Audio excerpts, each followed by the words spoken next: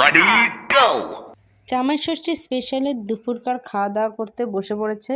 আর এই দেখো স্পেশাল দিন, এর জন্য একটু স্পেশাল ভাবে খেতে দিয়েছে। কাঁসার থালায় সুন্দর করে বাটিগুলো সব সাজিয়ে দিয়েছে। তো আজকে দুপুরের মেনুতে ছিল 5 রকম ভাজা, টক ডাল, চিংড়ি পটল, খাসির মাংস, পোলট্রির মাংস ছিল, এরা খাবে না সেই জন্য দেয়নি, এদের দিতে চেয়েছিল কিন্তু এরা বলেছে দিতে হবে না।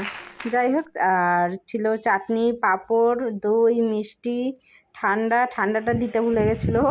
যাই হোক, এটা একটু স্কিপ করে যাও। আর এদিকে আমাদের কথা বলতে বলতে, ছবি তুলতে তুলতে এদিকে আমাদের ঋষিবাবু খাওয়া শুরু করে দিচ্ছে। সবকটা ভাত টানার পর মনে হয়েছে, মানে ভাঙার পর মনে হয়েছে যে এটা ভাত খাওয়া যাবে না, সেই জন্য পাঁপড়টা নিয়ে খেতে শুরু করে দিয়েছে। আর দেখো এই পাঁপড় খাচ্ছে, আর এদিকে জামাই শুরু করে দিচ্ছে খাওয়া দাওয়া।